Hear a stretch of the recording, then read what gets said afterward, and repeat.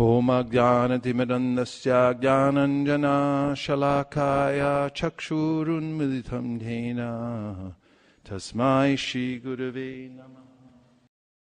Hare Krishna. Glad to see you all. Jaya Radha Madhava Kunja Bihari.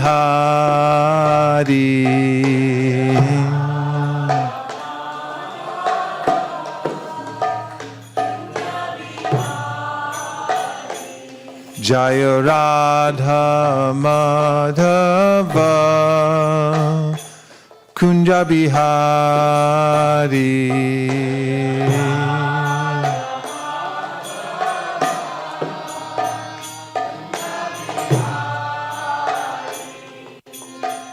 Gopi Jana Balabha Girivaradhari.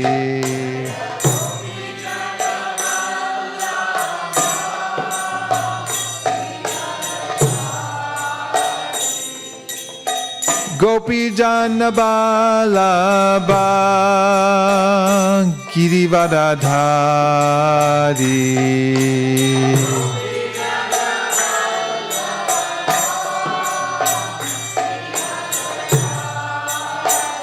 Yashodanandana Vrajajana Ranjana.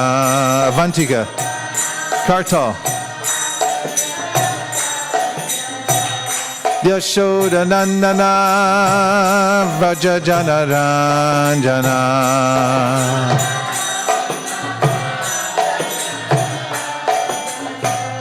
Yashodanandana Vrajajana Ranjana.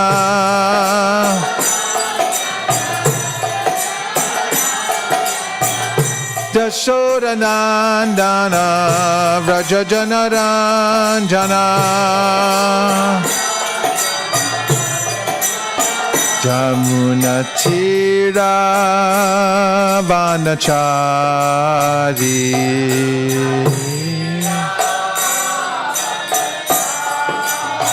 Jamuna Tira Vanachari.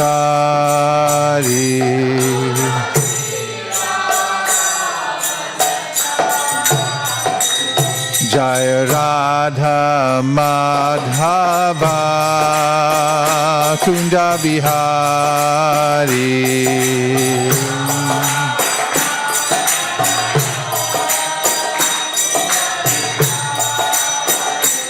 Jaya Radha Madhava Kunja Bihari.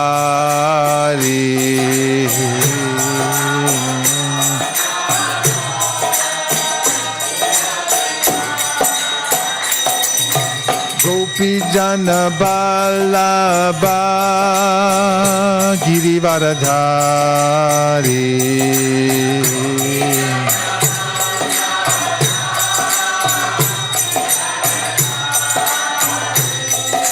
Gopi Jana Balabha Girivaradhari.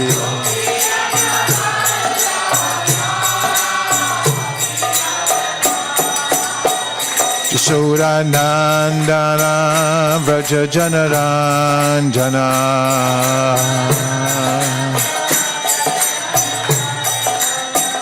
Yashodanandana Vrajajana Ranjana.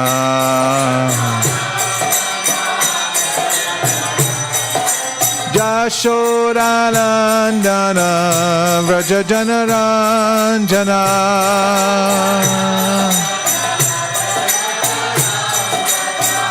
Yashodanandana Vrajajana Ranjana. Jamuna Tira Vanachari.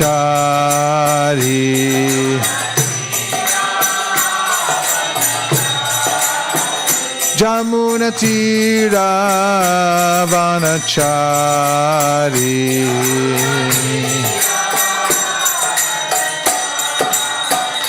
Jaya Radha Madhava Kunja Bihari.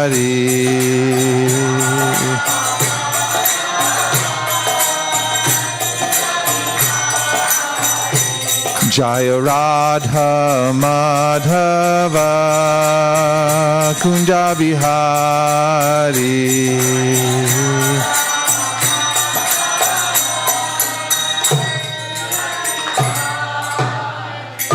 Jai Om Vishnupad Paramahamsa Parivrajagacharya Stotarista Shishimad Abhay Charanara Vinda Bhaktivedanta Swami Maharaj Srila Prabhupada Ki Jai Jai Om Vishnupad Paramahamsa Parivrajagacharya Stotarista Shishimad Srila Bhakti Siddhanta Saraswati Goswami Maharaj Ki Jai Anantagati Vaishnavindi Ki Jai Namacharya Srila Haridas Thakur Ki Jai Prems Gaho Shri Krishna Chaitanya Prabhu Nityananda Sri Advaita Gadadhara Shivasari Gaur Bhaktivinoda Ki Shri Shri Radha Krishna Gokopinath Shamakund Radhakund Giri Govardhan Ki Shri Vrindavan Dham Ki Shri Mayapur Navadip Dham Ki Shri Jagannath Puri Ki Tulsi Devi Bhakti Devi Ki Jamuna Devi Ganga Devi Ki Samveta Bhakta Vrinda Ki. All glories to the assembled devotees. All glories to the assembled devotees. All glories to the assembled devotees. Go Premanande Haribo.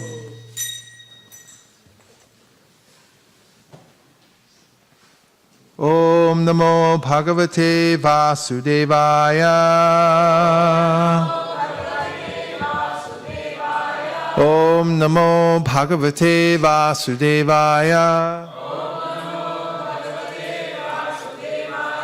Om Namo Bhagavate Vasudevaya. Narayanam Namaskritya Naram Chaiva Narottamam Devim Saraswatim Vyasam Tato Jaya Mudiraye. We're reading from the Srimad Bhagavatam, Canto 1, Chapter 2, text number 12. Is everybody comfortable? Yeah? There's Zafus in the back if you need them, in that big basket. Everyone okay?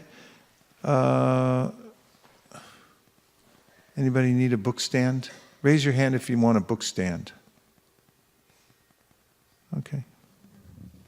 Ice cream? Okay, one here.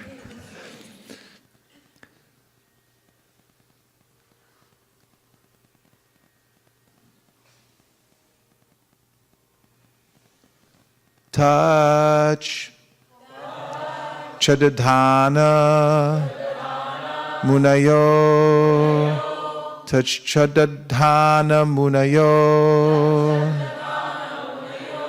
Jnana Vairagya Yuktaya Jnana Vairagya Yuktaya Pashanti Atmani Chatmanam Pashyantyatmani Chatmanam Bhaktya Shuta Grihitaya Bhaktya Shuta Grihitaya Tachcharadhana Munayo Jnana Vairagya Yuktaya Pashyantyatmani Chatmanam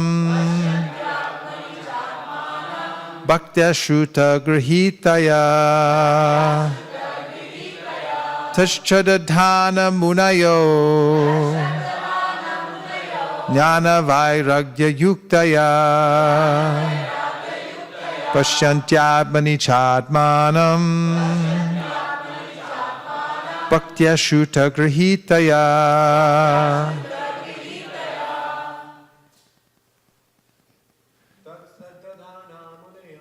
Tashchadadhana Munayo Jnana Vairagya Yuktaya Pashyantyatmani Chatmanam Pashyantyatmani Chatmanam Bhaktya Sruta Grihitaya Bhaktya Shuta Grihitaya Tachchadadhana Munayo Jnana Vairagya Yuktaya Pashantyatmani Chadmanam Bhaktya Shruta Grihitaya Bhakta Shuta Grihitaya. Vaishnavis. Tachcharadhana Mudayo Vairagya Yuktaya Jnana Vairagya Yuktaya Paschantyatmani Chatmanam Pashantyatmani Chadmanam Bhaktya Shruta Grihitaya Bhakta Shuta Grihitaya Tachadadana munayo Tachcharadhana Mudayo Jnana Vairagya Yuktaya Jnana Vairagya Yuktaya Pashyantyatmani Chatmanam Pashantyatmani Chadmanam Bhaktya Shruta Grihitaya Bhakta Shuta Grihitaya. Tat. That. So this is tat. It's referring to previous verses, a description of the Supreme Personality of Godhead. Shadadhana. Seriously inquisitive. Munayaha. Sages. Jnana. Knowledge. Vairagya. Detachment. Yuktaya. Well equipped with. Pashyanti. See. Atmani. Within himself. Cha. And. Atmanam. The Paramatma. Bhaktya. In devotional service. Shruta. The Vedas. Grihitaya. Well received. Translation. The seriously inquisitive student or sage, well equipped with knowledge and detachment, realizes that absolute truth by rendering devotional service in terms of what he has heard from the Vedanta Shruti. Let's say together. The seriously inquisitive student or sage, well equipped with knowledge and detachment, realizes that absolute truth by rendering devotional service in terms of what he has heard from the Vedanta Shruti. Purport by His Divine Grace, A.Z. Bhaktivedanta Swami Prabhupada. Srila Prabhupada ki. Yeah. The absolute truth is realized in full by the process of devotional service to the Lord, Vasudeva, or the personality of Godhead who is the full-fledged absolute truth. Brahman is his transcendental bodily effulgence and Paramatma is his partial representation. As such, Brahman or Paramatma realization of the absolute truth is but a partial realization. There are 4 different types of human beings: the karmis, the jnanis, the yogis, and the devotees. The karmis are materialistic, whereas the other 3 are transcendental. The first class transcendentalists are the devotees who have realized the Supreme Person. Second class transcendentalists are those who have partially realized the plenary portion of the Absolute Person. And the third class transcendentalists are those who have barely realized the spiritual focus of the Absolute Person. As stated in the Bhagavad Gita and other Vedic literatures, the Supreme Person is realized by devotional service, which is backed by full knowledge and detachment from material association. We have already discussed the point that devotional service is followed by knowledge and detachment from material association. As Brahman and Paramatma realization are imperfect realizations of the Absolute Truth, so the means of realizing Brahman and Paramatma, that is, the paths of jnana and yoga, are also imperfect means of realizing the Absolute Truth. Devotional service, which is based on the foreground of full knowledge, combined with detachment from material association, and which is fixed by the oral reception of the Vedanta Shruti, is the only perfect method by which the seriously inquisitive student can realize the Absolute Truth. Devotional service is not, therefore, meant for the less intelligent class of transcendentalists. There are 3 classes of devotees, namely first, second, and third class. The third-class devotees, or the neophytes, who have no knowledge and are not detached from material association, but who are simply attracted to the preliminary process of worshiping the deity in the temple, are called material devotees. Material devotees are more attached to material benefit than transcendental profit. Therefore, one has to make definite progress from the position of material devotional service to the second-class devotional position. In the second-class position, the devotee can see four principles in the devotional line, namely the personality of Godhead, his devotees, the ignorant, and the envious. One has to raise himself at least to the stage of a second-class devotee and thus become eligible to know the absolute truth. A third-class devotee, therefore, has to receive the instructions of devotional service from the authoritative sources, the Bhagavata. The number one Bhagavata is the established personality of devotee, and the other Bhagavatam is the message of Godhead. The third-class devotee, therefore, has to go to the personality of devotee in order to learn the instructions of devotional service.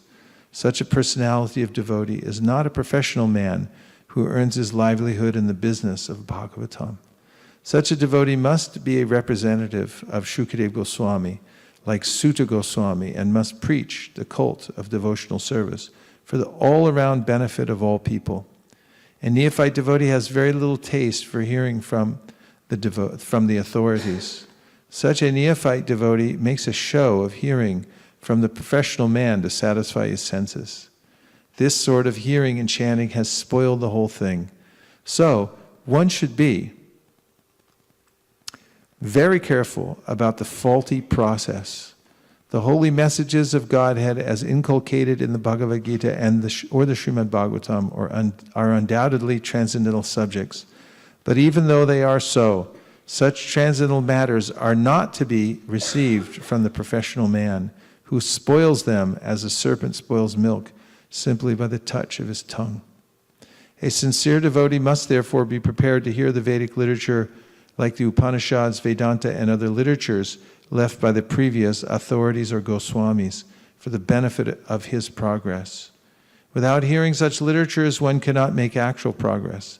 And without hearing and following the instructions, the show of devotional service becomes worthless and therefore a sort of disturbance in the path of devotional service. Unless, therefore, devotional service is established on the principles of Shruti, Smriti, Purana, and Pancharatra authorities, the make-show of devotional service should at once be rejected. An unauthorized devotee should never be recognized as a pure devotee. By assimilation of such messages from the Vedic literature, one can see the all-pervading localized aspect of the personality of Godhead within his own self constantly. This is called samadhi.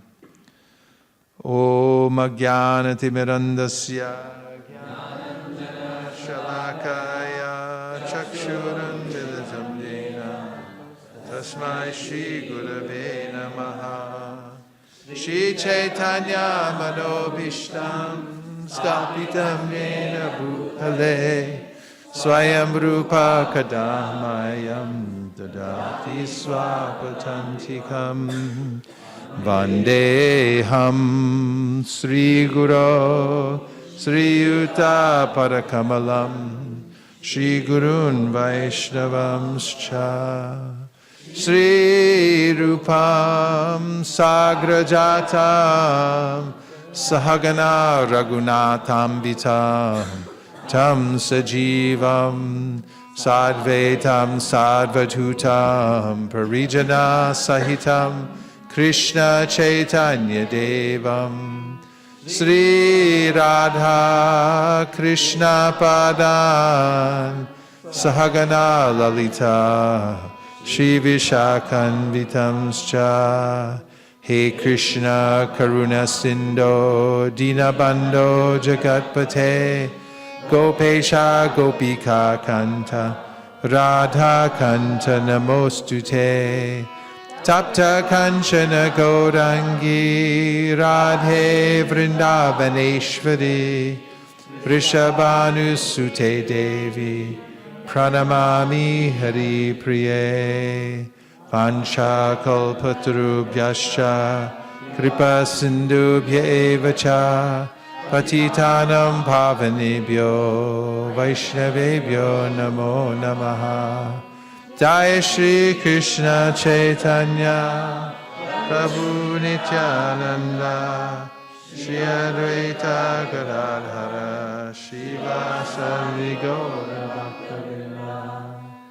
Hare Krishna, Krishna Krishna, Hare Hare, Hare Rama,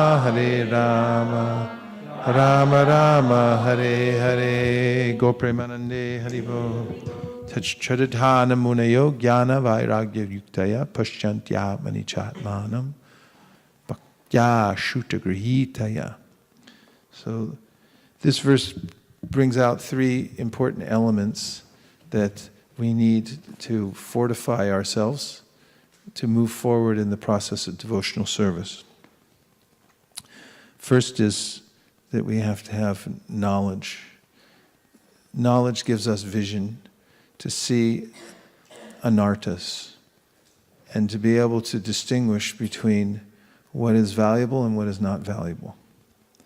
Otherwise, it's natural, if we don't have that knowledge, that we'll waste our time pursuing those things which are of inferior nature and which have ultimately no benefit for us at all. That's what an anartha is. So, first we have to have this vision.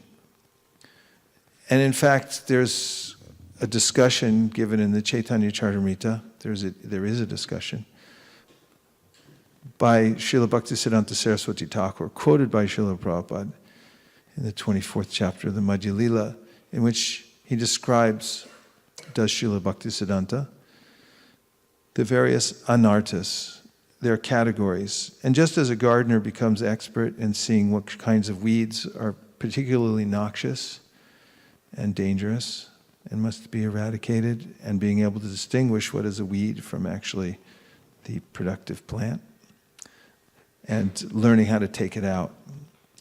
Similarly, the devotee with knowledge has to be able to distinguish what is the devotional creeper and what is a weed or an anartha. And there are various categories listed by Srila Bhaktisiddhanta that one may take to various kinds of mundane processes, thinking that they're necessary in order to assist the process of devotional service, or maybe involved in cheating or becoming attached to politics and so forth. There's a list, which we can go into later. So this knowledge is necessary to see our way forward. Otherwise, we won't be able to distinguish what is real devotional service and what is the imitation. And then we also have to have vairagya, which means detachment or strength. This is a kind of strength, a spiritual strength. And that really means the ability to pull the weeds out. As you may see them, but then you may not have the strength. Therefore, the two are mentioned, jnana and vairagya. You have to have vision, and you also have to have strength. So what is that strength? It means that you have the objectivity to say, I don't need this, and take it out. One who is materially attached becomes captured by a very limited vision. But one who has knowledge has a much greater vision to see his or her predicament in the material world. For instance, one with knowledge can tolerate things because he or she sees that I'm just passing through. Others may become vitally attached to things that are very unimportant and so forth. But one who has this vairagya, it's a kind of a strength to be able to not only through knowledge see what is important and what is not important, but also to eradicate those things that are not important. That's a great ability to be able to do that.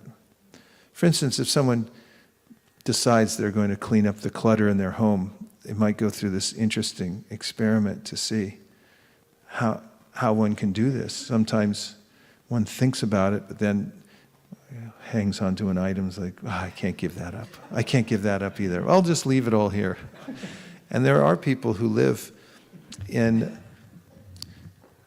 heaps and heaps of things they can't give up. I've seen it. Actually, some people die because they bring in so many things that eventually it caves in on them. It's actually sad. Satyadev Prabhu told me about quite a few cases in San Francisco where people walled themselves in collecting.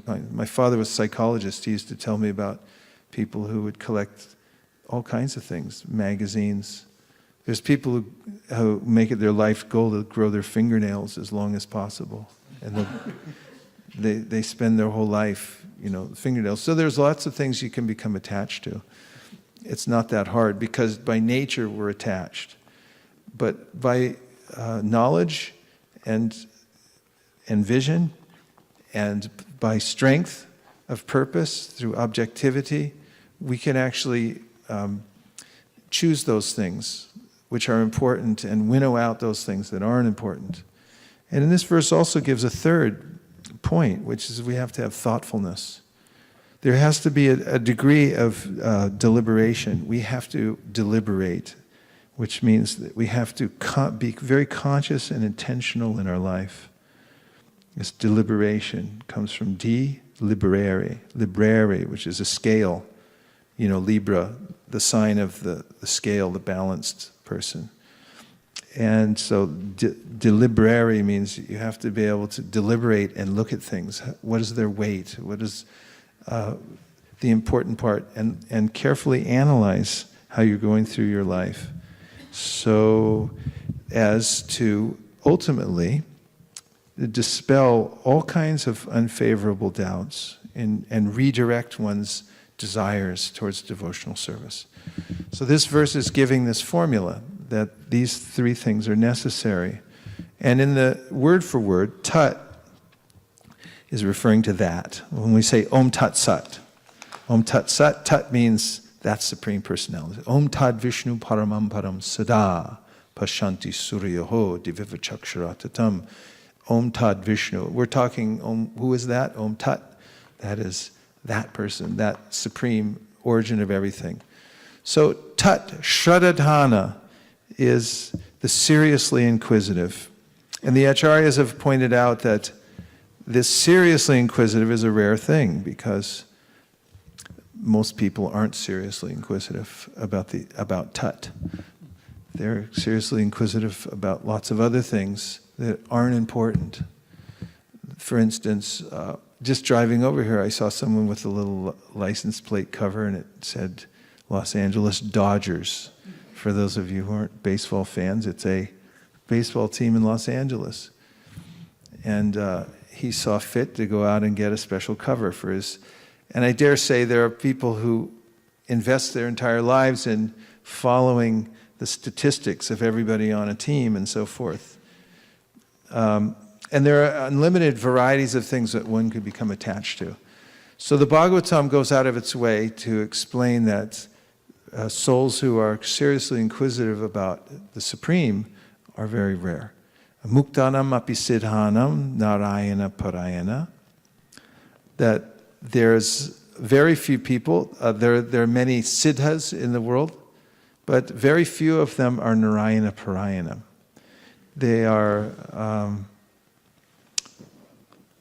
There are many species of life, and out of all those, there are a few that are human beings, and out of all the human beings, there are very few that inquire about the Supreme Personality of Godhead.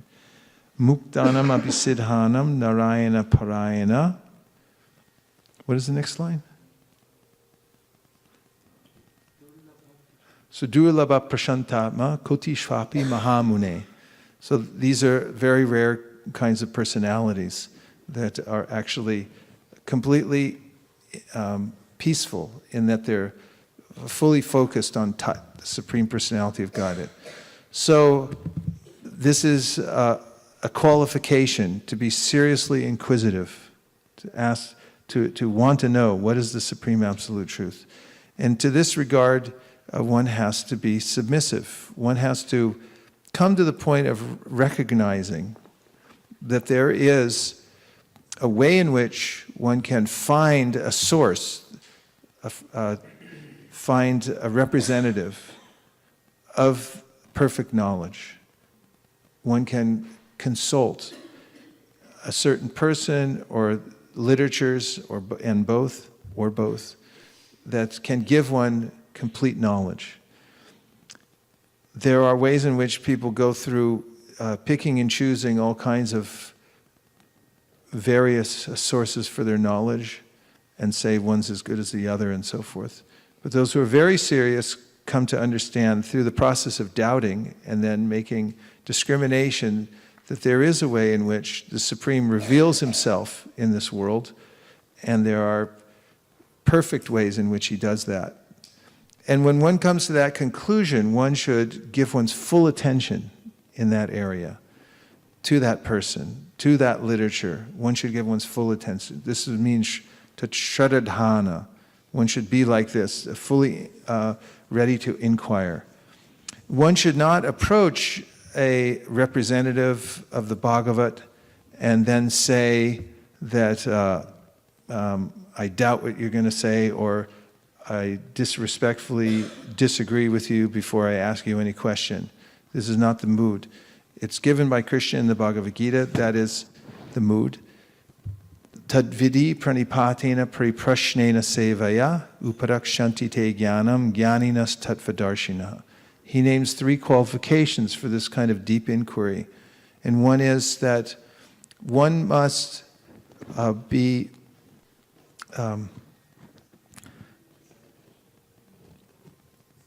humble. Pranipat, it means to put oneself before that source of knowledge, before that person in a very humble way. Pranipat means really to bow down to that source of knowledge and admit that I don't know anything. Amanitvam adampitvam. One can't come full of oneself and think I already know something. I already know that. Kids are like that sometimes when they're growing up. It's like, I know that. I already know that. I know that too. I know that. I know that. So we shouldn't be like that. We should be, I don't know anything. And even great scholars like Rupa Goswami, Sanatana Goswami, when they approached Sri Chaitanya Mahaprabhu, they came with this symbol of straw in their mouth, saying that I'm very fallen and lowly. And Rupa Goswami expressed himself saying that many people say that I'm a great scholar, but actually I'm so foolish I even believe them. But I don't even know who I am. Please tell me who I am. He started there. Pariprashnena means making relevant inquiries. When one comes to a person who's qualified, one should think of relevant inquiries to make in front of that person so that one can advance in spiritual life. Absurd inquiries are not allowed.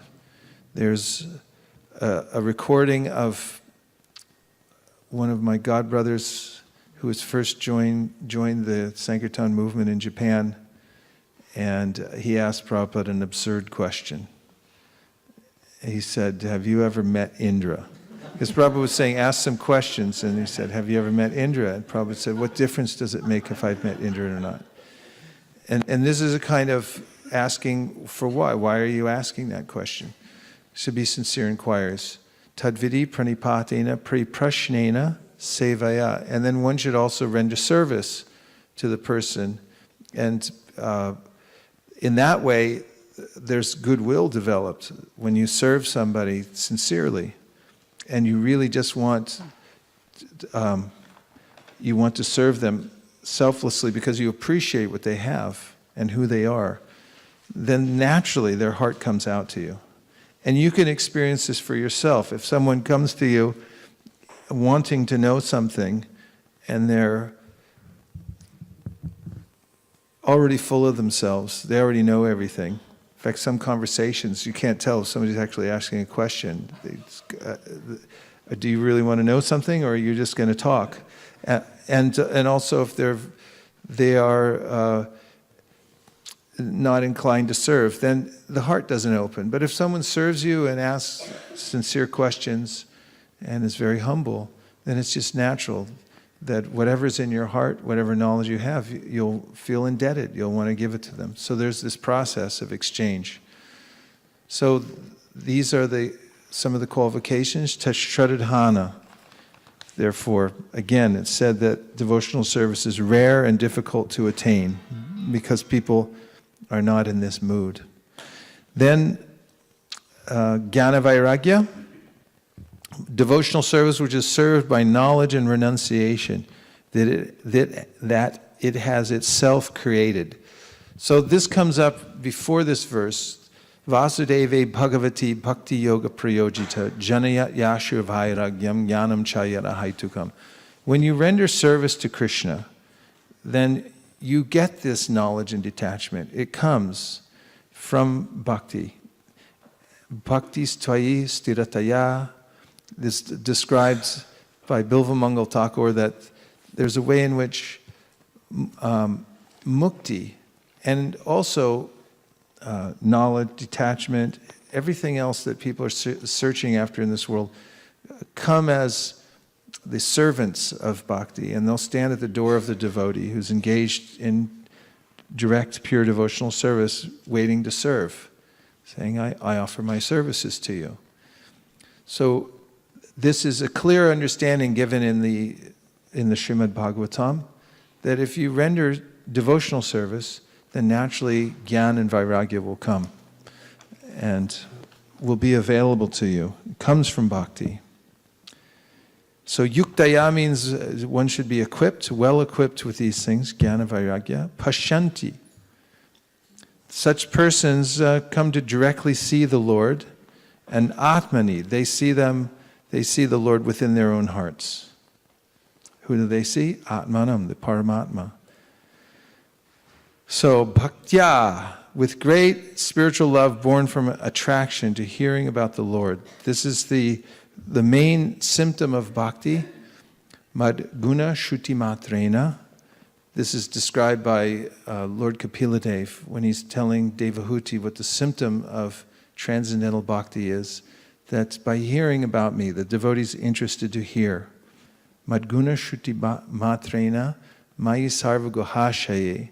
That the devotee is captivated by the topics of Krishna and by the information that is about Krishna, and his mind is fully absorbed in that.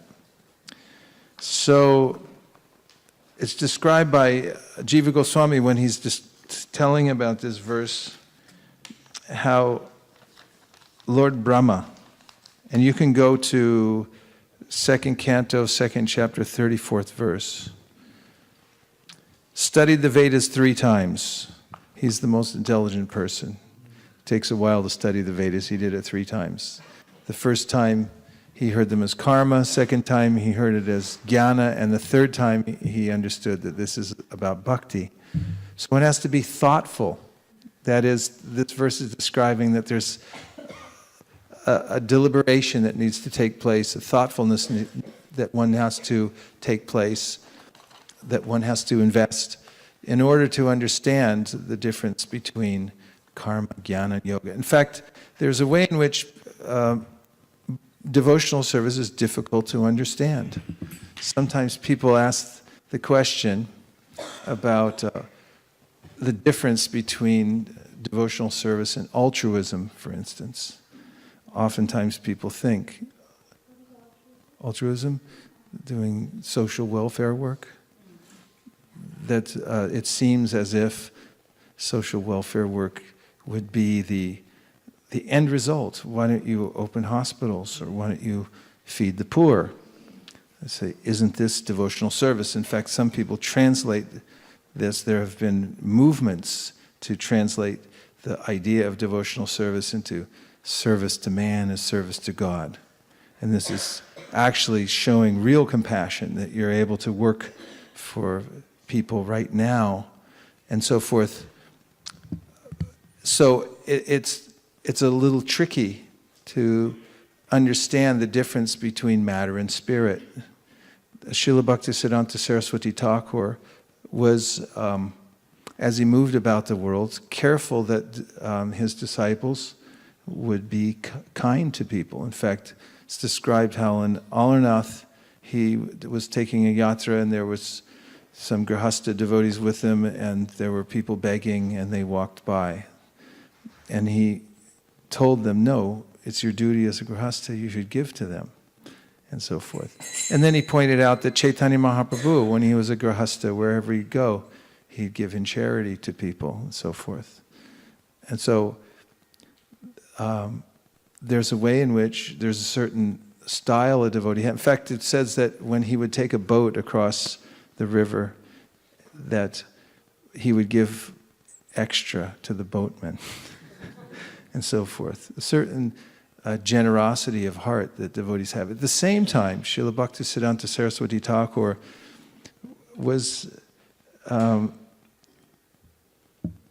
razor sharp about describing the difference between altruism and devotional service. In one analogy he gave about altruism, he said that it's like trying to drain the Pacific Ocean with one's hands, the process of social welfare work. In other words, take out all the water of the ocean with one's hands. He said you can be there for many, many yugas, billions and billions of years, trying to move the water from the ocean with your hands. And he said even if you succeeded, the water would just be in another place. So this is the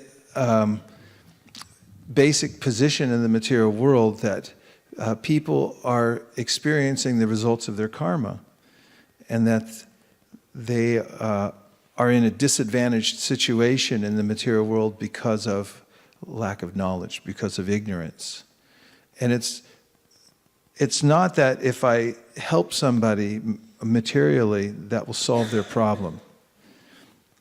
It won't solve their problem. The only thing that will ultimately solve their problem is if they come to full knowledge.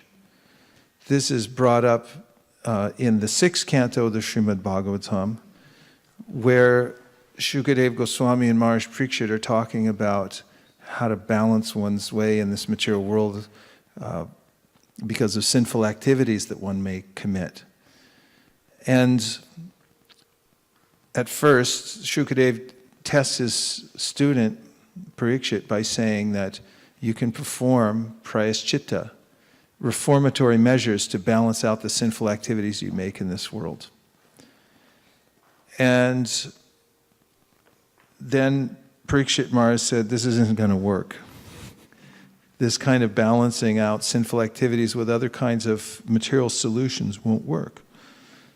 And his spiritual master said, very good. You're right, I was just testing you. And then he gave him another test and said, it's through knowledge that you'll come to that point. But then again, he rejected that, and then Shukadev Goswami said it's by the process of bhakti that one will come to this position. Because there's a concomitant, knowledge and detachment naturally come, and these stopgap measures. In fact, there's a few selected words that Srila Bhaktisiddhanta Saraswati Thakur used to use when he talked about mundane philanthropy, or trying to help people in this material world.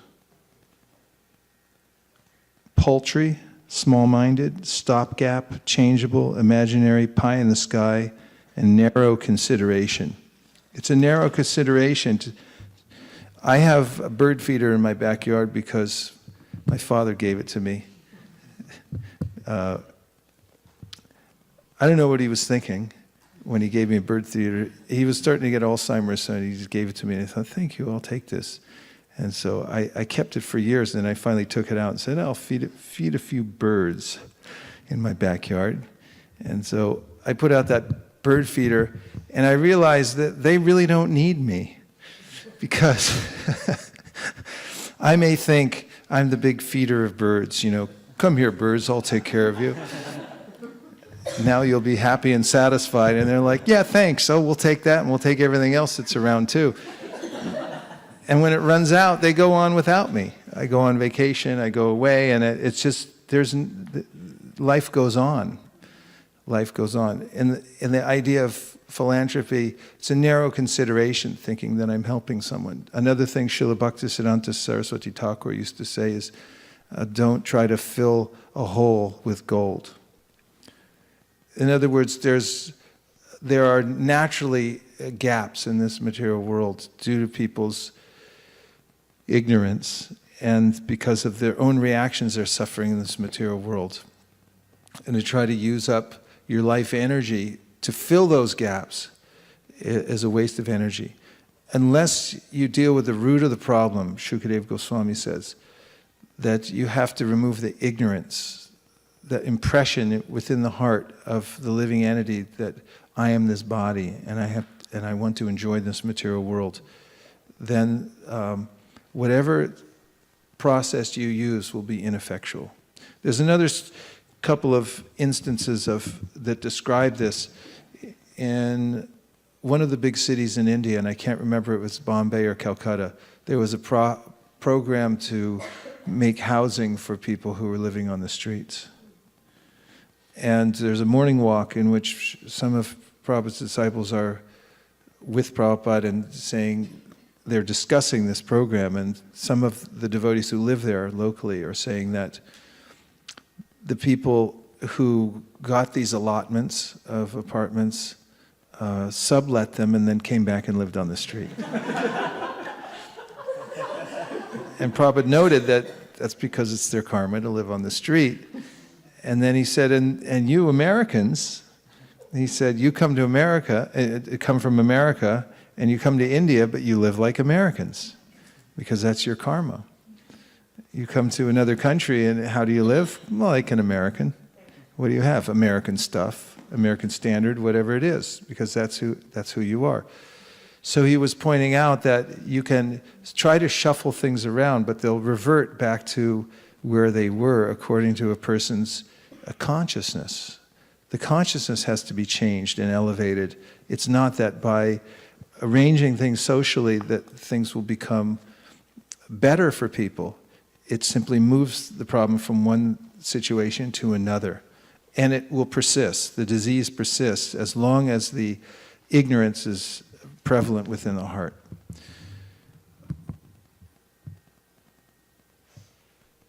So, Lord Brahma, I'll read this verse.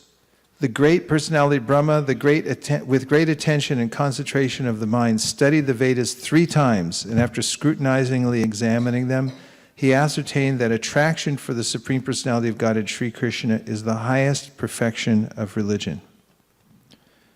Purport: Sri Shukadeva Goswami is referring to the highest Vedic authority, Lord Brahma, who is the qualitative incarnation of Godhead. The Vedas were taught to Brahmaji in the beginning of the material creation. Although Brahmaji was to hear Vedic instructions directly from the personality of Godhead in order to satisfy the inquisitiveness of all prospective students of the Vedas, Brahmaji, just like a scholar, studied the Vedas 3 times, as generally done by all scholars. He studied with great attention, concentrating on the purpose of the Vedas. And after scrutinizingly examining the whole process, he ascertained that becoming a pure, unalloyed devotee of the Supreme Personality of Godhead, Sri Krishna, is the topmost perfection of all religious principles. And this is the last instruction of the Bhagavad Gita, directly presented by the Personality of Godhead. The Vedic conclusion is thus accepted by all acharyas, and those who are against this conclusion are only Vedavadaratas, or as explained in the Bhagavad Gita. I had one other example I promised, but then I moved on and it slipped my mind.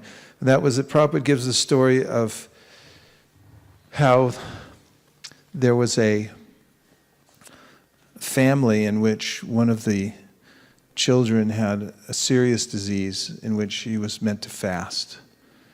And the parents had to go out for a little while, and entrusted this, there were two brothers, and they entrusted one of the brothers to take care of the other one while they were out, and said in no circumstances should he be fed, because he could die. And when the parents went out for this emergency, the sick brother said, I am very hungry, if I could just have a little cake, some paratha. The other brother thought, well, this is the kind thing to do. He's asking for food. And therefore he gave it to him. And the brother almost died, and the parents beat the other child. The Prabhupada said that it was in the neighborhood, so it was like, why is he being beaten? And the story came out. And there's a way in which those who act in ignorance to try to help other people actually do what is called malevolent altruism. So Srila Bhaktisiddhanta Saraswati Thakur would distinguish between malevolent, or that which causes harm, altruism to others, and the altruism of Sri Chaitanya Mahaprabhu, which was to solve all the problems of the living entity. So real altruism is what Sri Chaitanya Mahaprabhu brought, which is the process of the Bhagavatam refined in such a way that anyone can practice it anywhere. That's what Sri Chaitanya Mahaprabhu brought. He's the universal guru who taught how people everywhere, all over the world, can take to this process of devotional service. So it's founded in perfect knowledge. Lord Brahma studied the Vedas 3 times and came to the conclusion of devotional service. The Shruti, the Smriti, the Panchatriki Vidhi, scrutinized by all the greatest devotional scholars, is particularly about bhakti. And how to practice that bhakti is shown by Sri Chaitanya Mahaprabhu through his disciples, the Goswamis. And through our disciplic session comes from Prabhupada, showing how to engage practically in our everyday life this process of bhakti yoga. And therefore we should take it up very seriously with the amount of time that we have left. And we should also note how we're becoming filled with knowledge and detachment, which are the fortifying features. And we should also be very thoughtful about the process to analyze, how am I becoming free from anarthas? And how am I associating with devotees? How am I avoiding the offenses against chanting the holy name? And in that way, there is every possibility that one can come to the advanced stage of devotional service despite many disadvantages from birth, many disadvantages from the environment. And this is what is being urged by these verses, that we should take up the process of devotional service fortified in these ways. And now we'll take some reflections, starting with the Kuranath Prabhu, and then Mukharavind. And we welcome everyone who's joined us online this morning. Thank you for joining this non-denominational international community for hearing and chanting. Hare Krishna. One brief comment and then a question.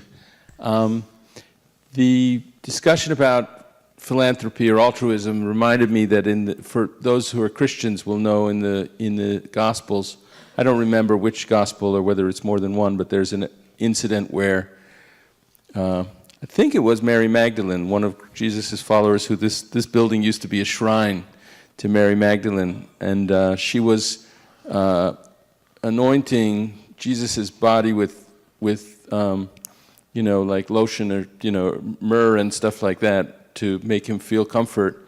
And then Judas, one of the disciples of Jesus, said, we should have sold the expensive ointment and we could have gotten money that we could have given to the poor. And then Jesus said, the poor are always going to be with us, and no, she's doing the right thing, and you're wrong. Judas later came to betray Jesus and told the Romans where he was and stuff.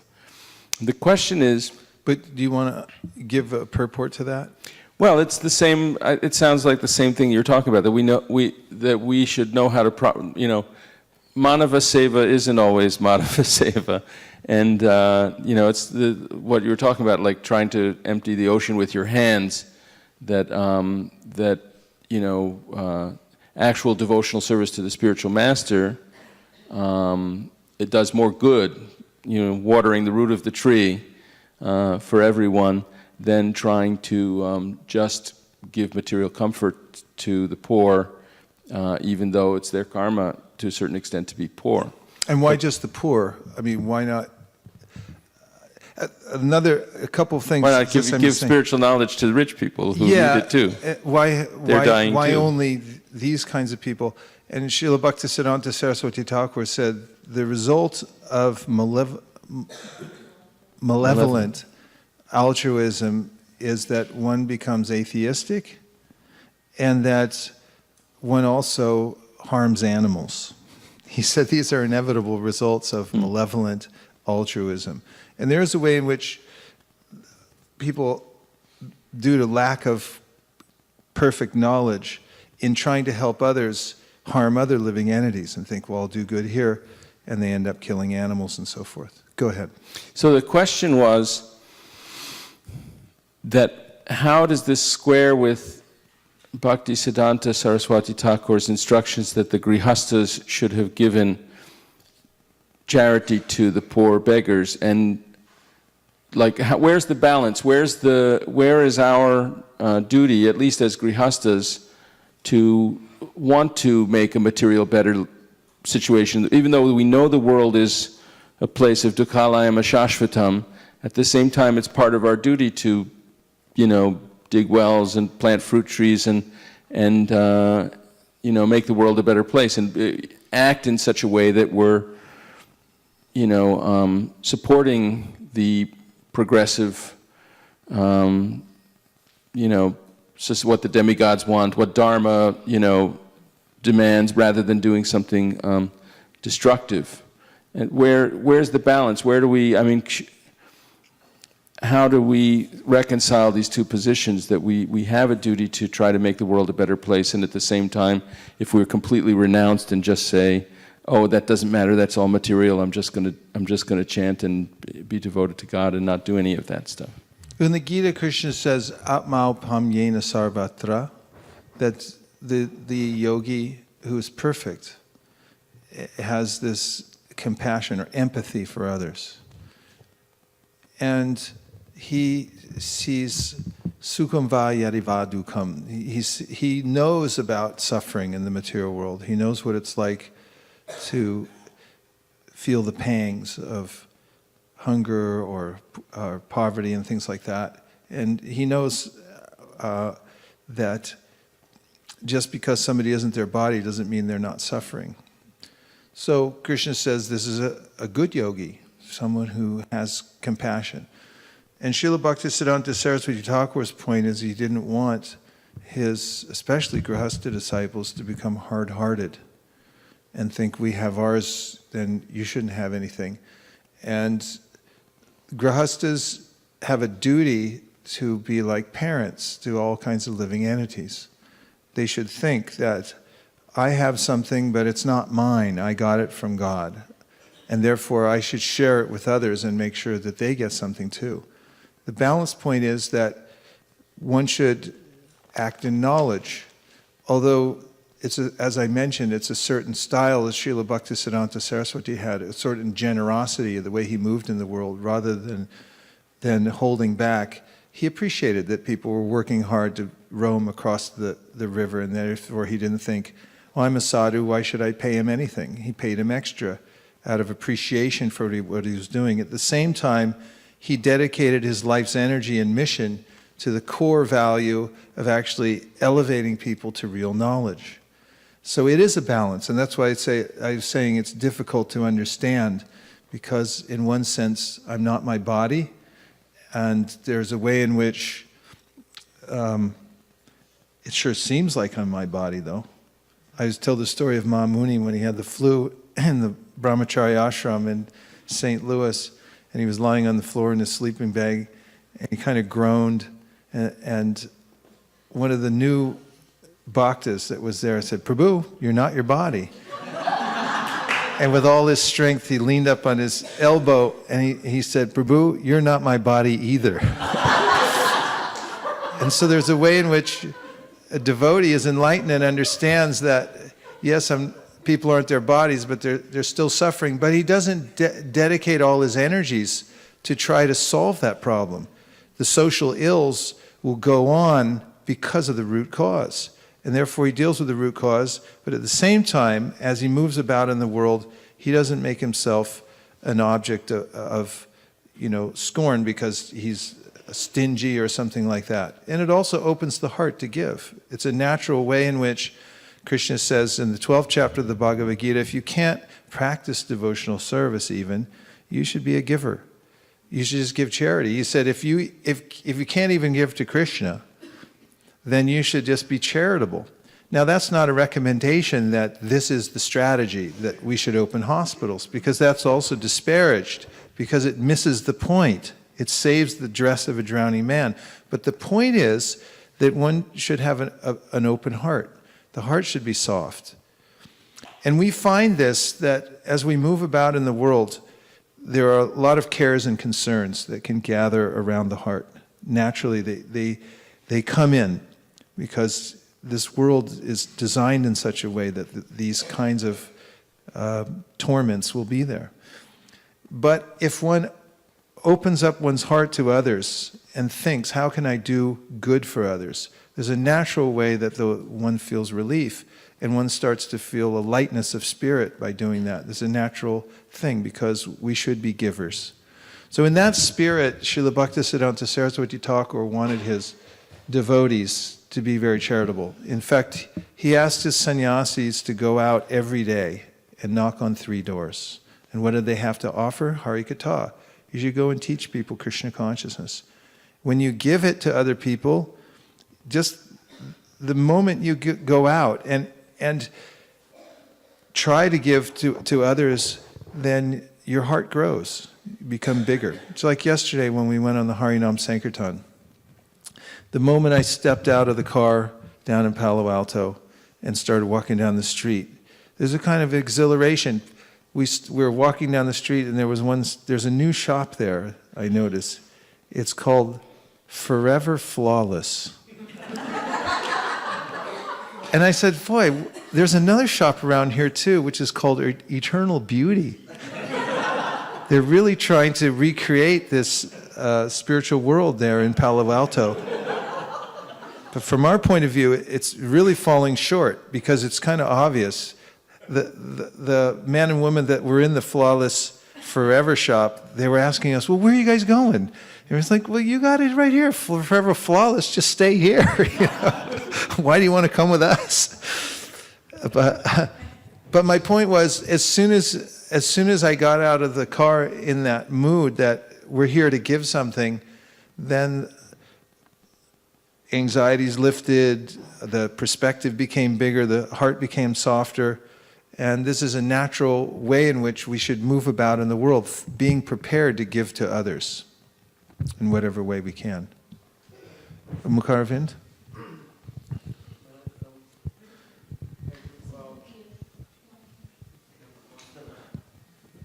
No credit for words spoken without the microphone. Okay, Thank go you for ahead. bringing the point of the inquisitiveness and what kind of questions we should ask. And I like one of the bhakti notes that you recently sent, the service inclined ear, in which the theme was the same. And actually, I like the whole thing, but the last line that you quoted from Prabhupada's Second Chance book, in which Maharaj Parikshit questioned Sukadeva Goswami, he said very submissively, if you think that I shall be able to understand, please answer the question. So he was not abruptly asking, and you explain how the process of questioning, that is very instructive. Thank you. That's helpful. How to have a service-inclined ear. Like, why are you asking? And there are different reasons that people inquire. One may be that one sees an exalted person because that person is exalted because the person has knowledge, and therefore I think, I'm going to get that. I'm going to go and get that, and then I'm going to go down the street and set up my own shop, and I'll be exalted too. And that may be the reason that I'm inquiring. It's like, give me that, give me this, give me this. And it's like, thanks, appreciate it, you know. And that's not the same as having a service-inclined ear. And also, what's really within the heart of the person doesn't come out completely when somebody's asking in that mood.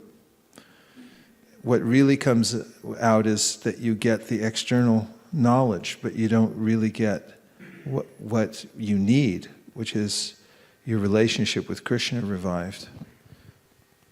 Yes, Malini will go around this way. Thank you, Prabhuji, for the definition that you gave about knowledge. Many times I thought knowledge was to know things, what is this is, what that is, but the definition that you gave today is about knowledge is that you want to differentiate between what is anartha and what is not anartha. And the definition of detachment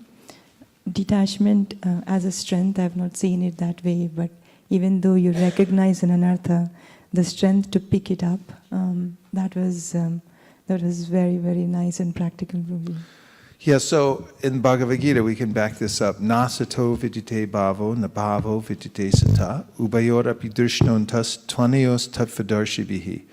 One who has this perfect knowledge sees the difference between that which is permanent and that which is temporary. And therefore he doesn't engage in the temporary. Tatvavittu mahabaho guna karma vibhagoyo. Guna guneshu vartanta iti matva nasajjate. The result of this perfect knowledge is that one lays off the three modes of material nature, doesn't touch it, and engages rather in those things that are substantive, that are actually of full value. We're all self-interested. It's natural. But it's ludicrous to think that if I don't have perfect knowledge of myself, that my activities are going to lead to something good. And that includes for myself, or if I try to do for others. If I don't act in knowledge, I'll harm others and I'll also harm myself. Thank you. And the other point was about you may know what to do, but you may not have the strength to do it. That's why jnana and vairagya go together. I made a couple notes about how somebody may don't know. You don't know anything. Complete ignorance. Then you may know, but have no faith. Or you may know and have faith, or you may know, have faith, and have the ability to act on the knowledge that you have. So this verse talks about how we have to have all these aspects in place in order to come to the high level of devotional service. Yes. Prabhuji, I like the point where you said that no matter how much help we get, unless the altruistic activities, unless the consciousness changes, nothing is actually beneficial. But my question comes to my heart is, sometimes it happens in our spiritual life also, because Krishna sends so much help in the form of shastras, in the form of devotees, spiritual master. But then the anarthas like egoism and all that, it sometimes takes lifetimes. So what is the break point? Like how does that concept applies, that when does the consciousness change actually in spiritual life, or is it like you wasted all that, the help that you got? Well, there's lots of instances in the Bhagavatam. There's stories given of those whose lives have changed, and we can observe the different ways in which people approach life. Krishna describes in the Bhagavad Gita, Chaturvida bhajante mam jana sukritino arjuna arto jignasa artarti gyani cha bharatarshava. There's 4 kinds of people that come to Krishna for different reasons. And instances of these various kinds of people who had needed something or were inquisitive, you can see what happened. In all cases, when they approach Krishna, there's a purification takes place. for whatever the motive was. There's Dhruva Maharaj, who had this burning desire to get ahead of everybody else. It was, as my mother used to say, never underestimate the all show them syndrome. And he had that, all show them. We welcome everyone who's joined us online today. Thank you very much for taking the time to connect. So Dhruva Maharaj was like that, but when he met Krishna, there was a change in consciousness. And he said, I was searching for something really not very valuable at all, but now I really have the valuable thing. And there was a way in which the Lord made him take something anyway, so he could say, okay, here, you take this anyway. And then there's Chitraketu Maharaj, which is very striking. It's very close to home. You know, he really wanted something in this material world. He needed to have a son. He was in such a situation that everyone expected him to have a son. He was a king, and he really wanted to have a son. And that was his burning desire, but he just couldn't have a son. And, I mean, the Bhagavatam gives these examples. He had millions of wives, and he couldn't get a son. So then a sage fulfilled his desire, but the sage had higher knowledge. Angira Rishi said, yes, I'll arrange for you to have a son, but he's going to cause you some lamentation. And Chitraketu Maharaj thought, no problem, most sons are disobedient, I can handle that. He didn't know what was coming. And when he had the son, he gave more attention to his wife who had the child and then neglected his other wives. It became envious. They poisoned the son. And then he went blind with anguish. And in that moment, Angira and Narada came back, brought the son back into its body, who spoke to him. Imagine that. And his consciousness really did change at that point. He had this teachable moment where he was in such despair that he was ready to hear something. He wasn't ready before that. And the sage told him that also. You weren't ready before. You couldn't hear anything I had to say. So we may practice devotional service for some time and then come to, mercifully, a point that we're absolutely ready to hear.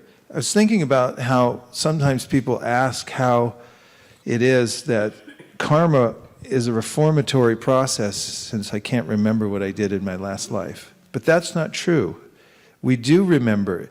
Remembrance isn't just putting together facts and figures in one's head or remembering, being able to recall specific instances. Remembrance, according to modern psychology and the Bhagavatam, is also a feeling, an overarching feeling that we get within our heart. And there's a way in which, after going through many lifetimes, bahunam jamanamante jnanam mam prapadyate, there is a time at which one will say, no more of this. I remember deep in my heart, it's an emotional response to the material world. That's remembrance. And that comes from this experience of being over and over again disappointed in the material world. And there's a way in which the heart changes. And at that point, it's not that it won't come. You can't say it won't come. It will come. But when it does come, there's a complete surrender. Vasudeva Sarvamiti, and one realizes that my only interest in life is Krishna. And surrenders to that is sweet surrender. So we should hope for that, and we can pray for an early surrender, sooner rather than later, please. Yes, Hari Vamsha Prabhu. Hare Krishna, Hare Krishna Prabhu. Thank you for wonderful class, and thank you for bringing out this verse, because I remember Srila Prabhupada quotes this verse, verbatim translation and purport in Chaitanya Charitamrita, whole verse. So thank you. I really liked about the malevolent altruism, how you described, and how you stressed that the proper sambandha should be there. We may walk around and we don't just ignore that people have bodies, but we have to have a proper sambandha. And I would like to share a small anecdote with your permission. His Holiness Radhanath Maharaj was explaining that few years back, Madhva Mutt, the head, Pejavar Swami, they kind of decorated Udupi Krishna with a crown worth 2 crores. It was of diamonds. And they got a lot of back and forth from the press that why are you spending so much? You should have given it to the poor people. There are so many poor folks around. So the answer of Pejavar Swami was very inspiring and also straight and razor sharp. He said, consider the President of United States, how much you spend on him. You spend billions of dollars on just this person's security. And who is he? Just the controller of a country in the world, United States. And even he has that position, still he's not able to control. He gets hurricanes and Katrina and all those things, and he has to say that depend on the Lord. Now consider the Udupi Krishna, who is the controller of the whole planet. He is feeding everyone, taking care. Why should not we anoint him with the crown worth 2 crores? In fact, we should spend the entire money to decorate, his body. So that was very illustrative, relates to what you said, that sambandha should be clear. So thank you very much. Yeah, nice. In terms of sambandha, understanding that Krishna is the root, he's the soul of my soul. It's not some imaginary idea. And this is why the malefic altruism comes to atheism, because we begin to say, well, there is no God. And Srila Bhaktisiddhanta Saraswati Thakur would say to people that just as the fawn approached Bharat in the story of the Srimad Bhagavatam, where he became attached to the fawn, he said, so your karma will come to you also naturally, no matter where you move around or how you try to help other people, they'll still have their karma come to them. Yes. Hare Krishna Prabhuji. So before the class, right, I had a disconnect with the 3 items that you mentioned, the devotional service, knowledge, and detachment. I used to always think them as separate entities, but you nicely mentioned that as you perform your devotional service, knowledge and detachment automatically come along with that. So thank you for that. Yes, and one could experience this for oneself if you take time every day to chant Hare Krishna. And this, someone might say, well, why are you sitting there chanting Hare Krishna? Why do you go out and feed the poor? When you sit and chant Hare Krishna with attention, you'll experience for yourself knowledge and detachment. And then you actually become of some use to others when you have that broader perspective, and your heart actually grows into a greater degree. But one can experience that if you allot time simply to think of Krishna, that you'll get these experiences the same way as if a hungry person eats and gets nourished, feels satisfaction, and the hunger goes away. So similarly, Bhagavatam says, when you spend time surrendering to Krishna, you'll get this direct experience. Prabhu, I could really relate to that example which you gave about the 2 brothers. You are trying to do good to somebody, but it ends up as a problem for the other person. And I was reminded of a very funny incident which happened in Mumbai, with your permission. So this is in Mumbai, the local train, it's called, the train service which runs within the city, and during rush hours it's some 2.5 times its capacity. So it doesn't have doors, and people are hanging on the doors. And there is this one guy who realizes that the train doesn't stop where he wants to get down. So the veterans there say, okay, don't worry, we do it all the time. Actually, train doesn't stop. The train just slows down. You just have to jump off and you will be okay. But to break your fall, you have to keep running for some distance. Otherwise, you will land flat on your face. So he does that. He jumps off the train and he keeps running. And the people in the compartment behind, they think, oh, he's one of us, he's trying to board the train. Okay, let us help him actually, and they grab him in and pull him right back into the train. So that's how we might think that we are actually doing so much help, but it ends up as a problem to the other person. Yeah, misguided. I like to go back to the idea, though, that there's a balance. The way that Vaishnavas move in the world, I remember in O'Hare Airport when there was a group that was opposing us for some time. And they had picked out verses from the books and from purports that seemed to condemn us. One of the verses they would like to show people as we were distributing books to show how evil we were was that the devotee laments neither for the living or the dead. How can they look at this? You see what it says in this book? They lament neither for the living nor the dead. They don't care about anyone, you know. But actually the devotees, again, they develop a soft heart. I remember when my father died, I was in Vrindavan, and Nirkula called me, she was back here, and said, you know, your father died. I think it was 2 a.m. And I was kind of shocked, because I'd never had, in this life, a parent die. And I remember walking, Dhruva and Samapriya were living downstairs from me at the MVT, and they knew that my father was in the throes, and I walked downstairs the next morning, I think after the morning program, I just saw them, and they said, are you okay? What's going on? I said, my father died. And they came over and hugged me. They said, oh, you know, and they gave me a hug, and I was thinking, it helped me. And I appreciated the fact that they didn't just say, we don't lament for the living and the dead. Which is what artificially, sometimes in the early parts of our Krishna consciousness movement, there was a way in which devotees would sometimes artificially do this and just say, it doesn't matter. It does matter. So going back to Akurnath Prabhu's point, there's a balance the way, you know, sadhus, they do feel deeply, more deeply than anybody, but they don't try to misplace things. They help where they can, but they don't give all their energy to something that can't be helped, ultimately.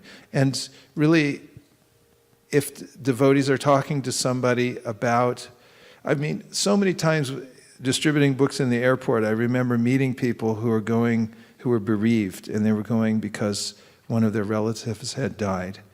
And the one thing they really wanted was some spiritual counsel. And I remember after 9/11, I went to New York, and we were distributing books on the street, and grown men, businessmen would walk up and they would start crying. And they would ask, I remember one man was asking, is this book really true? Will this really help me? Because he was so distraught. And this is what people really want. What they really need is ultimately this sambandha, this relationship with reality that's beautiful, that actually is forever flawless and eternally beautiful. They're not going to settle for the makeup. Kurnath wants to deepen the conversation, I can tell by his demeanor.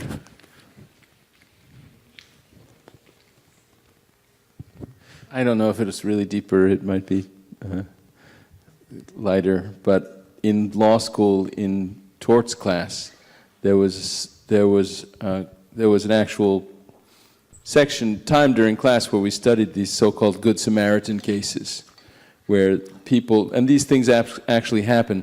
There's a flood and someone is drowning and someone decides to be a hero and jumps in, grabs the person and tries to bring them to shore, and then in the course of taking them, they come in contact with an electrical wire and they die or something like that. And then in law, you can actually, you know, then the person's relatives sue you for wrongful death. You killed my friend. I was trying to save him. But the rule is that if you put someone, even if you're trying to save them, if you put them in a worse position than they were already in, then you're liable. But if they were going to die anyway, then you wouldn't be liable. and but we actually, these things really happen, and it's a practical It's a thing. complicated world. And that's why we're trying to talk about these two things, how a devotee moves about the world in a caring way, has compassion, but doesn't misplace that compassion as a world cause. There are lots of good causes in the world, so many millions of good causes, but one great cause. And one has to be able to distinguish, this is real knowledge, to understand the great cause from the many good causes, and not become diverted in the real mission of life for oneself or others. Yes, Shraddha has some texts coming in from our cherished and highly esteemed internet audience. First and foremost, I got 3 Hari Bols. One from Preeti Radhika Mataji in Hari Bol, Sacramento. Preeti Radhika. One from Radha Venkat Prabhu. Jai Radha Venkat. And Bhaktin Kathleen. Jai Morgan. Bhaktin Kathleen. And here's a message from Nikul Bhatt. He says, Hare Krishna Guru Maharaj, the point you mentioned that life goes on whether you play any role or not really touched me. Shows how insignificant we are. But on the other side, ego wants us to believe that we are the force behind things. Thank you, Prabhuji. Yeah, that's always a good lesson when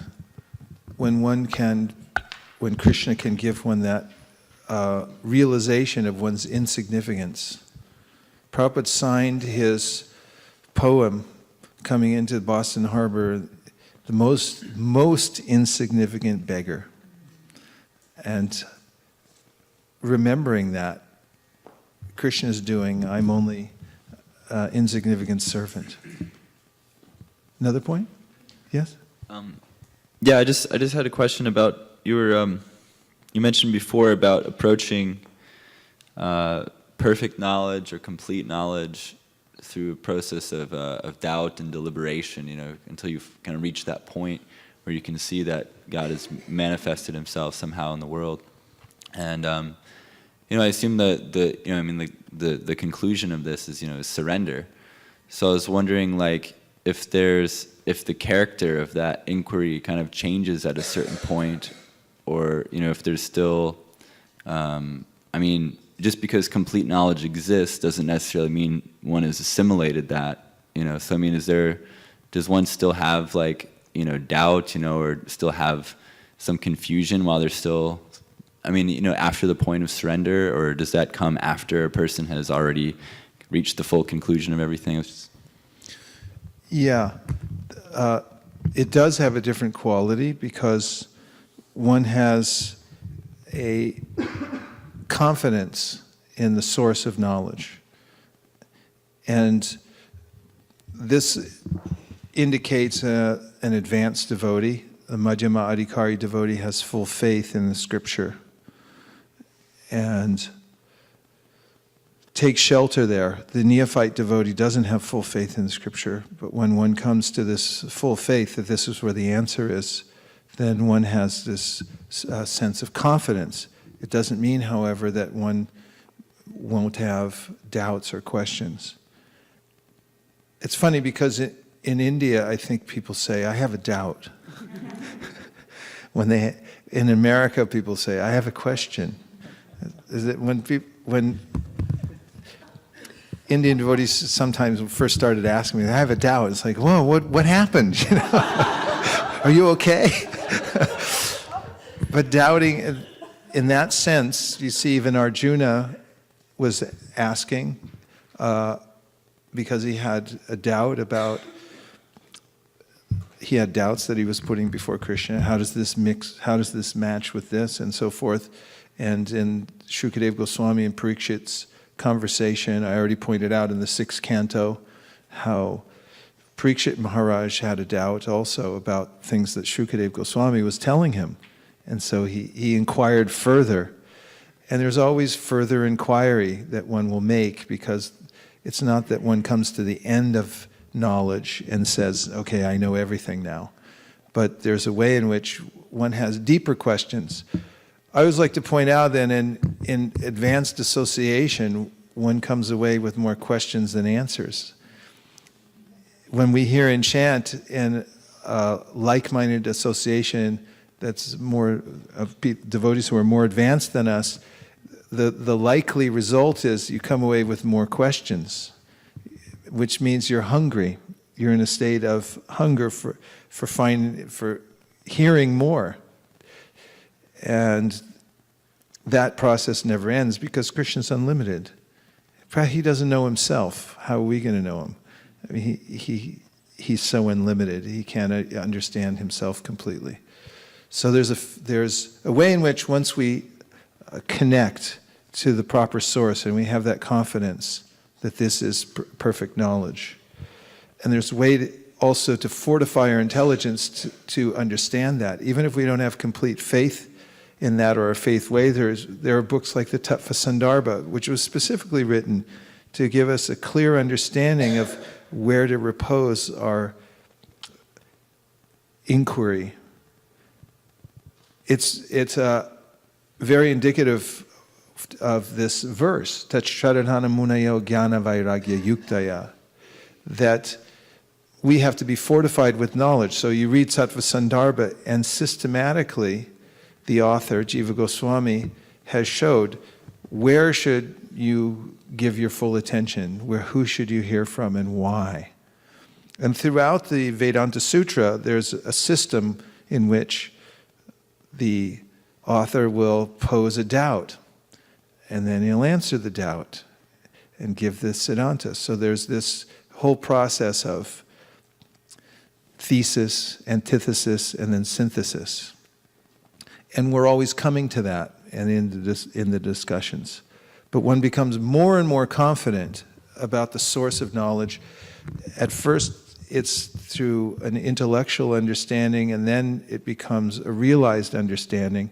And then there's a way in which, as is pointed out in this verse, one becomes aware of the Paramatma within one's heart through the process of devotional service. And Krishna says in the Bhagavad Gita that I'm giving that knowledge directly to the devotee. And the relationship in Buddhi Yoga means the devotee's realizing how Krishna is right there and he's giving that direction to the devotee. But there are ways in which there can be mysteries also. Sri Advaita Acharya, when he was teaching the Bhagavad Gita, he's Mahavishnu, and he incarnated as Sri Advaita Acharya. But he was teaching the Bhagavad Gita, and then he came to a verse, he couldn't understand it. So he was fasting. He said, I'll fast until I can understand this verse. It is always interesting to me in the Chaitanya Bhagavad, it's described when some of these devotees fast. It was a very precarious situation. In any case, later on in the Mahaprakash, when Chaitanya Mahaprabhu was revealing his godhood to all the devotees, he told Advaita Acharya, I'm the one who came to you in your greatest hour of need when you couldn't understand this verse, and I revealed it to you from within your heart. And then this way he was showing all the devotees how he was there with them all the time. And Prabhupada also, sort of in a very practical way, tells in the second canto of the Bhagavatam how the super soul can be realized as the intelligence. And he said any ordinary person can understand this, and he gives the process, right? We can sit down and you can begin to realize actually how super soul, super spirit, he gives in that purport, is right there with you, right next door, and you can see that for yourself. Hare Krishna, Srila Gurudev. Hare Krishna, Kalindi from Dallas. Hare Go right ahead. Please accept my humble obeisances. So glad to have you back. Thank you. I have a couple of comments, please, and then a question. Okay.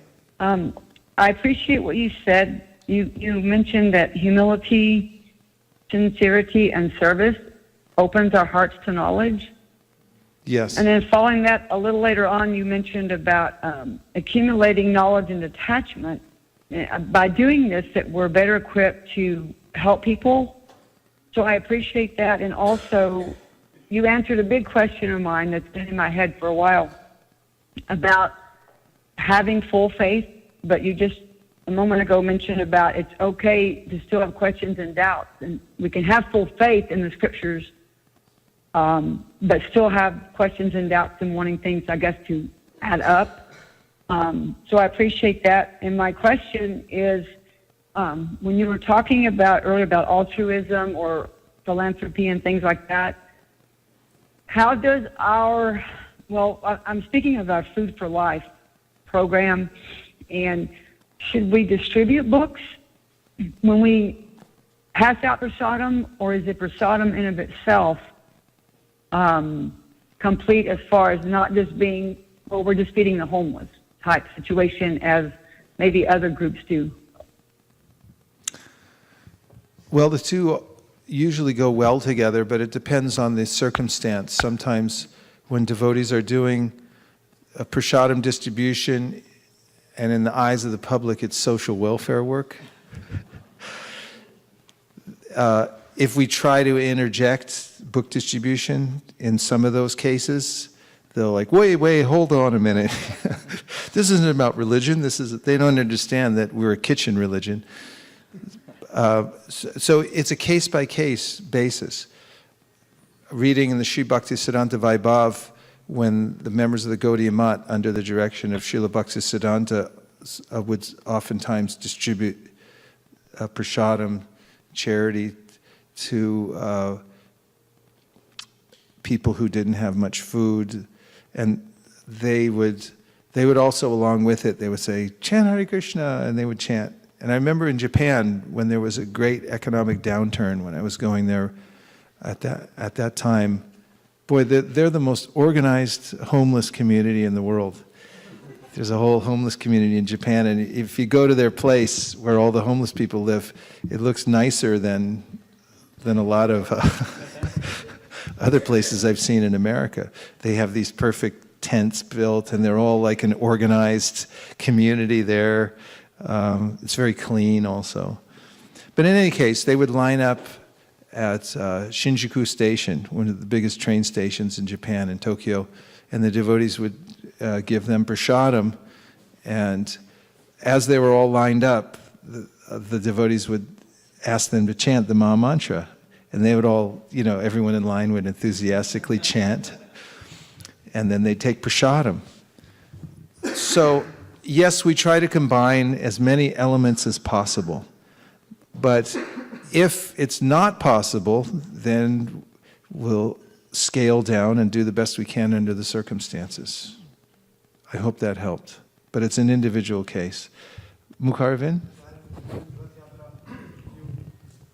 Like some devotees in Philadelphia, like they started distributing these book coupons when they do the prasadam, so it's like not intrusive, and then it also gives them chance if they want to. Right. In the. Yeah, that's right. You could innovate and find ways to connect with people. You've been trying to get in for a long time, Manjulika. Hare Krishna Guru Maharaj. Maharaj, sometimes you go away and we get really tired of waiting for you to come back.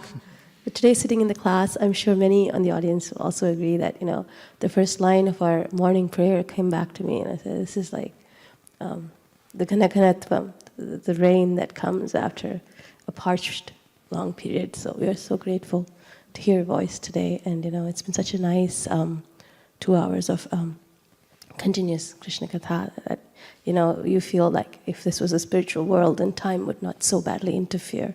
We could just stay in this state forever, and you'd not feel the fatigue. 2 hours and counting, actually. So I had a few questions, but today what I took back was Tat, because that word stayed with me, Tat, Om, Tat, Sat. And I realized initially I had no patience for the word to word. We think we know, like my daughter thinks she knows, and I work with her. I think I know because I have Sanskrit, and why should I read word to word? It's the most boring part of the lecture that I have to do that. And today I realized every word is so important. And by patiently listening to you do that month after month, now I'm able to taste it, what I couldn't taste before. So thank you so much for that. And I wanted to share a point with the discussion about doing charity versus doing books and stuff. When I was reading the first book, volume of Prabhupada's Leelamrita, it covers a lot of his philosophy. his preparation to start the process of Krishna consciousness here in America. And again, this topic comes back in so many places that, when I think about what we've discussed today, I feel that, as you said, it's case to case, but also that these choices are not made by us. It's Bhaktisiddhanta Goswami Maharaj, it's Srila Prabhupada who makes that choice to give alms as change to the beggars at when he goes for the snan. Remember the devotees say, why don't we give prasadam? Why are you giving money? And then Prabhupada says, but then for them, this is prasadam. He makes that choice.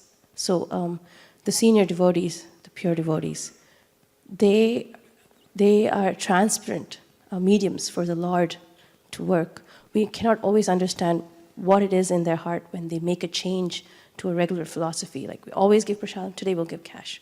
Whatever they decide, if as humble students, as disciples, we accept, then we will get the understanding in time to make that discretion, to understand why the choice was made. It's a nice point, and I think also that we have to see that people are individuals in their individual circumstances. Even when we go to distribute knowledge, we make discrimination. Is this person ripe? And the scripture tells us to do that. It says you should discriminate between the different kinds of people. Is this a ripe field? And if it's not, be careful. Don't try to throw something in where it won't be taken care of properly. It will hurt your faith, it will hurt their faith. It's one of the offenses against the holy name is to try to impress upon people its transcendental nature when they're really not ready for it. And so this world is not stereotype. There's nothing about it that's stereotype, although sometimes the mind wants to categorize everything and say this fits here, that fits there. Every atom is unique, every soul is unique, and every circumstance is unique. Having said that, we do need some categorization, but there's also this intuitive way in which devotees move in the world and try to do good for others. And if that's their main intention and that's founded in perfect knowledge, it may vary from time to time, as you're pointing out. Okay, yes. Hare Krishna, Prabhuji. I am in doubt, so I have a question. So, based on Harivamsha Das Prabhu, is he here? Okay. Harivamsha, yeah. Yeah. So he mentioned about a crown worth $2 million, $20 million, 2 crores, 20 million, right? And used to decorate deities. So if today Harivamsha Prabhu gives me 20 million, what should I do with it? Should I use it in decorating deities or Motel Gita? Or exactly, this is my question. This was my question. Should I distribute Motel Gita, books, prasadam distribution, books distribution, Motel Gita, or decorate the temple only? No, you can apportion some of it for each, but it's nice to have a cause in your life that's very clear.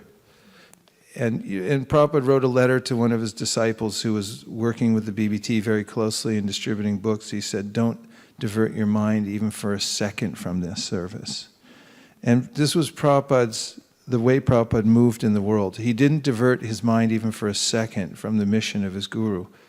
He was impressed by a verse in the Bhagavad Gita in which Krishna says that you should have this kind of one-pointed attention on the order of the spiritual master. He took it from the Vyavasayatmika Buddhir, and then the purport by Baladev, Vishwanath Chakravarti Thakur, that says this means to attach oneself to the order of the spiritual master. How do you apportion your energies in life, including your wealth? You have to connect. As this purport was saying, you have to find the Bhagavat and the person Bhagavat. Everyone needs a person Bhagavat to connect with, to say, this person is connected to the mission of Chaitanya Mahaprabhu, who's the universal guru. Chaitanya Mahaprabhu is the Supreme Personality of Godhead. Those who are fully dedicated to his cause, who come in the authorized line, because how is it authorized? They've heard properly, and they've surrendered in that line. Therefore, they also become representatives. When you find that place and you say, this is where I'm going to dedicate my energies, then you won't have a doubt about it. You just say, this is where I put it. This is where I apportion it. Well, I mean, you may have some doubt because, there's variety in spiritual life, and you can give some here and give some there. But there should be some place where you have a very clear realization of where I give the bulk of my energy, including my wealth. What's that cause? Find that out, because it's really important to have that in your heart and say, this is how I move in life because of this cause. That's a very fortunate position to be in. If somebody wakes you up at 1:30 in the morning and says, what's your main cause in life? You should be able to say. And then you'll know where to give them. But Motel Gita, generally. Okay. Yeah, because even Srila Bhaktisiddhanta, he was exasperated after, one disciple came forward with lots of money and said, I'll build you a flagship temple. And that disciple actually, he gave his heart and soul, not just his money, but his heart and soul and his life. He actually died the week that it opened. He gave so much to that temple, opening that temple in Bagh Bazar. And after some time, Srila Bhaktisiddhanta could see, okay, it's a building, great, and we're using it for Krishna, it's his temple. But the spirit behind some of his disciples were that now it's ours. And then not only is it ours, but this part's mine, because I preached more than you, and I've been around longer, so that's my room. And he saw that this was destructive, and he even said to his disciple, that our Srila Prabhupada, that I'd like to sell the marble from that temple and invest it in books. He had that spirit of how to do the highest good to people in general by distributing knowledge like that. Thank you very much. Thank you to everyone who joined us online. Vancha kalpataruvascha kripasannabhevacha patitanam pavanebhyo vaishnavebhyo namo namaha gopremanande hari hari. Nachari armarman, nachari armarman, nachari armarman, nachari armarman, hey, nachari armarman, nachari armarman, nachari armarman, nachari armarman.